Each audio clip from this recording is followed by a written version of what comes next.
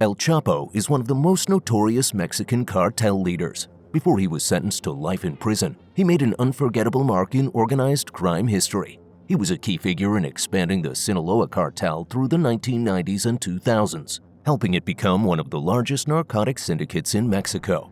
However, his criminal lifestyle eventually caught up to him. He was arrested in 1993 and sent to a prison in Mexico.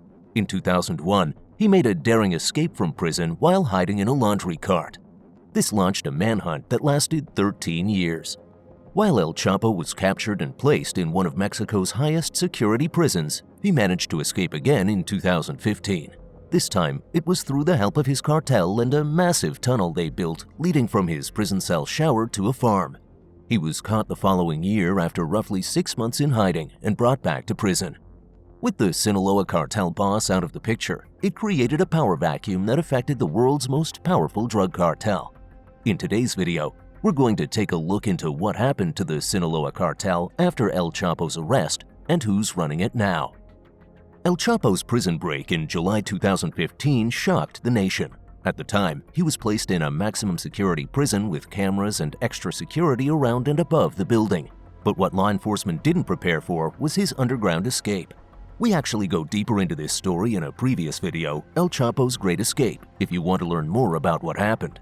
But to sum up what you need to know for this video, El Chapo made a risky prison escape through a tunnel and became one of the most wanted fugitives in Mexico.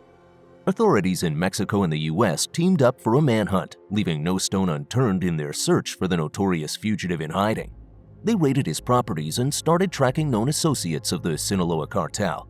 In January 2016, law enforcement was able to track one of the cartel's assassins at a house in Los Mochis. As they began the raid, it turned into a bloody shootout, Marines versus gang members.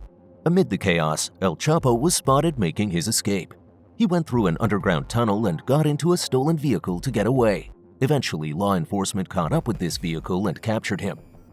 El Chapo was sent back to the same maximum security prison that he escaped from, but this time things were different. He was to be extradited to the US, where he would face trial for 10 criminal charges, including narcotics trafficking, money laundering, and illegal use of firearms. He was sentenced to life in prison plus 30 years behind bars at ADX Florence, the highest security prison in the US. This Colorado prison has never had an inmate escape. In July 2019, El Chapo's life sentence was handed out, but on October 25, 2021, his team appealed to overturn his conviction. They made the argument that there was juror misconduct and that his prison conditions were similar to a dungeon. While the court did seem to be receptive to this argument, they ultimately ruled that his conviction fit his crimes. El Chapo's arrest led to internal strife with the Sinaloa Cartel. Not only was he the leader, but he had also made allies with many farmers and locals around Sinaloa that kept him and the cartel protected. There were fears that chaos would overtake. After all, El Chapo did grow this syndicate to be one of the most dangerous narcotics trafficking operations in the world. But El Chapo wasn't a dumb criminal. He was a very intelligent man, and he knew there were consequences to his career path. If the law didn't catch up to him soon enough, there was always the risk that a rival could. So a succession plan was in order by the time he was arrested. Members of the cartel knew who was in charge and of what area when he was gone.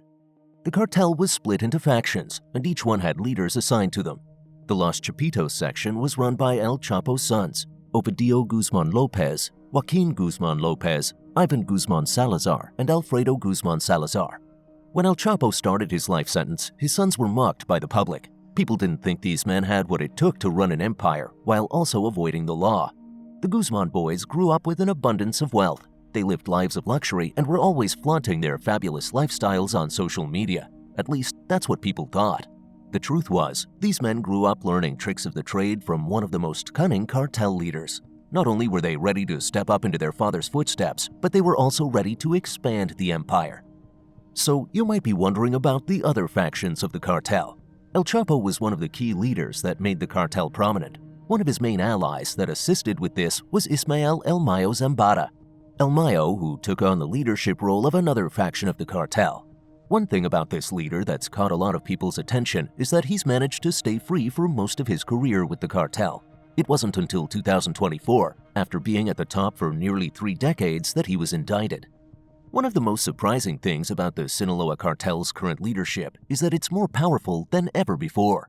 The cartel was split into 4 factions, allowing each faction to work independently on narcotics trafficking operations while sharing resources. While people expected the Guzman boys to fail, they did the opposite. The DEA has been able to link the Sinaloa Cartel's operations to over 40 countries. So how did they get so powerful since El Chapo went away? Well, the Guzman boys entered into a new world of narcotics. When El Chapo was running the cartel, cocaine was where most of the money came from. However, the leader also got into business with local farmers in the area to obtain crops for marijuana and heroin trafficking. His sons leaned into a different market and started trafficking synthetic drugs like fentanyl. The U.S. claims they are currently responsible for the majority of fentanyl in the U.S. and other parts of the world. However, members of Los Chapitos released a public statement denying these claims. "We have never produced, manufactured, or marketed fentanyl or any of its derivatives. We are victims of persecution, and they made us a scapegoat." As for El Mayo's faction, it's believed that he's responsible for the supply of heroin from Mexico to the U.S. Very little is known about the activity that he was involved in. After all, that's how he managed to stay free for so many years. In the early 2010s, there were rumors that his health was failing and that he might be retiring soon. But those rumors were put to rest after news broke that he survived an attack by another Sinaloa cartel leader, Damaso Lopez Nunez. Throughout the years, El Mayo got involved in the trafficking of synthetic drugs. This is when the DEA really started to harness their efforts to crack down on him.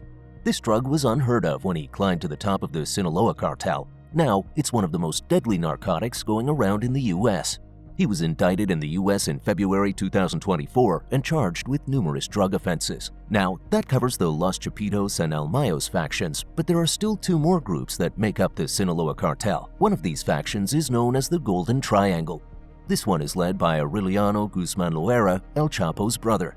According to the DEA, the 4th faction is run by Rafael Caro Quintero. While he has been an ally to the Sinaloa Cartel for many years, it's also been reported that he's linked to rival cartels as well. While it's known that the factions share resources to help each other out, there's speculation that internal struggles are causing tension. Since El Mayo's arrest, there has been a rift between him and the Los Chapitos. After El Chapo's arrest, drug production and trafficking expanded.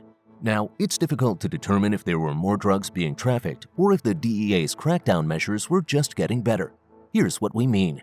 In 2016, the year El Chapo was rearrested, cocaine drug busts in Mexico totaled roughly 5,000 pounds.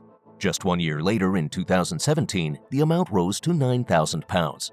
The Sinaloa Cartel was also responsible for trafficking cocaine to the U.S. In 2016, there were 52,000 pounds seized. 5 years later, in 2021, the total surpassed 62,000 pounds. Many homicides in Mexico are related to drug crimes. Even with the most notorious kingpin locked away, the homicide rate continues to rise. Every few years, the rate steadily increases. In 2014, there were 10,000 homicides in Mexico. That number jumped to 15,000 in 2017 and to 20,000 by 2020. In 2023, there were roughly 30,000 homicides, averaging to be 25 murders per 100,000 people. Reports have also shown that firearms were used in roughly 80% of these homicides. Drug operations for this cartel have greatly expanded since El Chapo was captured. While it's mostly known as a drug trafficking organization, the Sinaloa Cartel has also been involved in other gang crimes. One of the most terrifying has been human trafficking. Altar is a town in Mexico that once saw thousands of visitors on a daily basis. There were plazas with shops and migrants with dreams of making it to America. Nowadays, it has turned into a ghost town. People are afraid of the dangers lurking within every street. Members of the cartel have formed an extensive ring of human traffickers and informants. They capture migrants to extort for money. If no payment is received, the victim may not be released alive. Since the Sinaloa Cartel has expanded its operations into the U.S. and other parts of the world, it has increased government efforts against them. The U.S. and Mexican governments have joined forces to put an end to the cartel's influence. One such effort has been Operation Accelerator, which directly targeted the Sinaloa Cartel. This operation started in 2007 and has since led to the arrests of over 700 cartel members. It has also seized over $59 million and tens of thousands of kilos of narcotics, including over 1 million ecstasy pills. The Sinaloa Cartel's narcotics trafficking is present in the U.S., so the government can extradite cartel members who go to trial in America. This means harsher sentences in prisons with maximum security. We mentioned El Mayo recently being charged in the US, but he's not the only key player of the Sinaloa Cartel to go down. One of El Chapo's sons, Ovidio, was also captured. After his arrest in 2023, a violent blood clash erupted. Members of the cartel went to war with military personnel. It got so bad that citizens were instructed to stay indoors and foreigners were warned not to travel to Culiacan. While the government continues efforts to curb the Sinaloa Cartel's influence, they struggle with the fact that hundreds of new members join every week. The exact number of Sinaloa Cartel members isn't known, but most Mexican cartels have between 160,000 and 185,000 members. They typically aim to recruit young people who live in poverty. Most recruits are between 12 and 15 years old. They join seeing it as the only option, but little do they know that their fate is set in stone. Most recruits end up in jail or dead within a decade. It's no secret that the Sinaloa Cartel has seen significant setbacks legally. However, it still remains one of the most powerful cartels in the world. The cartel is currently being led by the second generation with an efficient structure. However, there has been a lot of conflict within the cartel. As we mentioned earlier in the video, there were internal rifts. These strifes can create an imbalance of power, so if parties cannot come to a formal agreement, an internal war could erupt. Not only will this set the operations back, but it can also draw unwanted attention from the law and media. The cartel has kept its power by staying on top of drug trends. In the early days, El Chapo wanted to traffic marijuana and heroin because he could get the crops from local farmers. But cocaine was where the money was, so he adapted to it, similar to his sons. They saw that the demand was for synthetic drugs, so they followed suit. This way of following industry trends and becoming the worldwide leader will stick. The cartel already has intelligence and power within it. However, we also predict that members will face more challenges. As the cartel evolves, law enforcement is becoming more familiar with their tricks of the trade. They're getting better at analyzing patterns, tracking associates, and locating trafficking routes. There's a strong possibility that over the upcoming years, they can put a stop to more trafficking before the narcotics cross the border. This wraps up our story on where the Sinaloa Cartel is now. After the cartel's leader El Chapo was captured and sent to US prison with a life sentence and then some, the fate of the Sinaloa Cartel was up in the air. While a lot of people were skeptical about its fate, the drug cartel's empire has only continued to grow. It was split into 4 factions, one being run by El Chapo's sons, another by his longtime ally El Mayo, one faction operated by his brother, and the last one run by Rafael Caro Quintero, another ally of the cartel. Each one operates from a specific area in Sinaloa.